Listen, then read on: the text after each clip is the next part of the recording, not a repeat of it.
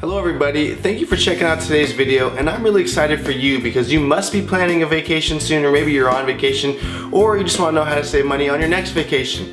Either way, you came to the right place because we saved over $400 on our vacation over a 5-day period. So let's get started on how we save that money and how you can too. I'm breaking up how we saved our money into two sections. One is before the actual trip, what we did to save money, and the second one is what we did during our trip to save money. Now, I did write a blog post about this, so if you'd like, check the links in the description below and you can head straight over there to read it. But if you'd like to hear or just see it, feel free to keep watching and let's get into it. How did we save money before the trip? The first thing we did was we budgeted for this trip. We knew 2 months in advance that we'd be going on vacation, and therefore we would set aside money each shift that we both worked, around $10 to $20 each shift, and then by the end we had a little over $1,100 combined that we could use for fun activities, food, or anything else we wanted to do while we were on vacation.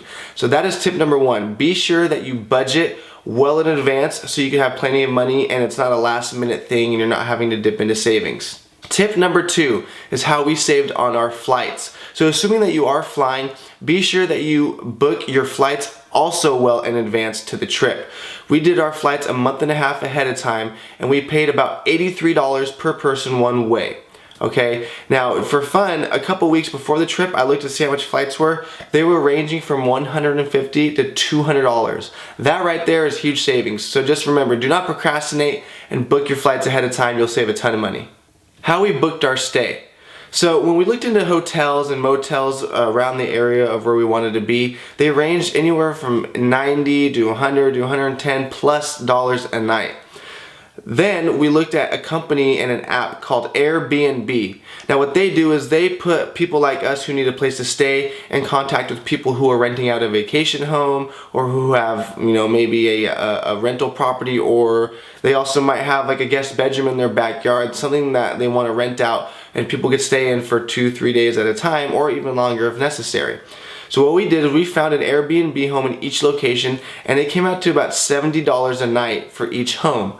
That's huge savings in itself. I mean, that's around $15 to $20 a night plus that we saved. So that's an awesome way to save when you're going to stay somewhere on your vacation. Those are the three things that we did to save before the trip. Now let's talk about how we saved during the trip. Now one little tip I came up with saving on the day of our trip, the very first day, is eat before you go to the airport. Okay, so we ate breakfast at home. We had to catch the plane at 7:15 in the morning, and when we looked at all the different airport foods, they were ranging from about $6 to $7, $8 a plate for food that would typically be $2 to $3. So it's not a huge savings, but if you can eat beforehand at home, save yourself the extra 15 to 20 bucks at the airport. Use it for something fun when you're on vacation. Buying breakfast ahead of time.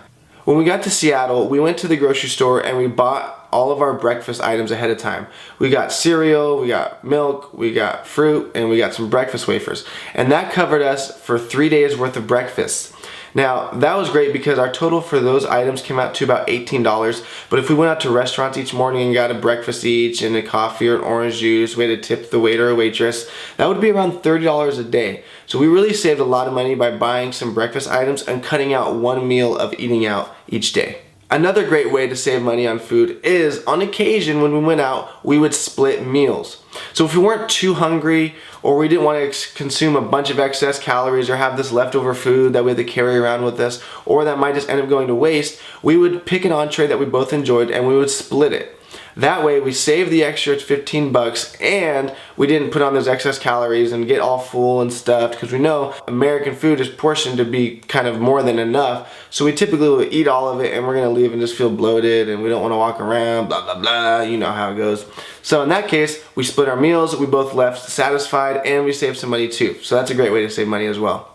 My last food saving tip is eating locally rather than touristy. So what do I mean? So when you're going to these touristy spots, you want to go, we were in Seattle, we went to the Space Needle, we did all that stuff, but there was these restaurants nearby, right, near it, and the cheeseburgers started off at $20, $25 a plate for a burger.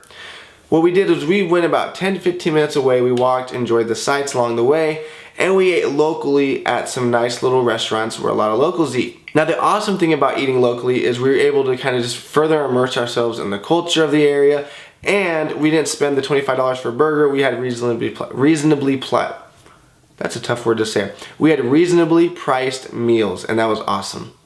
Alright guys, a huge savings portion of it was parking. Now, going into big cities such as we did, we had to pay for parking. So if you can find free parking, be sure to take advantage of it. It will really help you out. But if you can't, do what we did. We went to one parking location and they wanted to charge us $31 to be there the remainder of the day. Now I turned to my girlfriend, I said, you know what, do you just want to stay here and we're already here, let's not go anywhere else. She said, no, let's just go look for a little more parking. So I said, okay dear, you're right. You're right. So we went up a couple blocks and we actually found a parking garage that was going to charge us $7 for the remainder of the day. Huge savings in a matter of minutes. So I had to thank her for that. I never heard the end of it, but it was awesome. I loved those savings. So be sure to spend the extra time looking for cheaper parking. It could really pay off. Last but not least are the activities and the fun things that you do. Now when you go on these vacations, of course you want to do the touristy stuff or see the landmarks and all the really popular things about the city. For example, we saw the Space Needle and the Science Museum and the monorail in Seattle. But we also looked up fun and free activities that we could do around town. We also went outside the city and saw what we could do, and we found some really great activities that we were able to partake in. We went to outdoor markets. We could have gone to a music festival. We didn't go to it, but we could have gone to a music festival, some art galleries, just kind of sightseeing. And we also went hiking through the Portland Mountains, which didn't cost a dime. And that was actually by far for me the best experience there, was hiking through the mountains.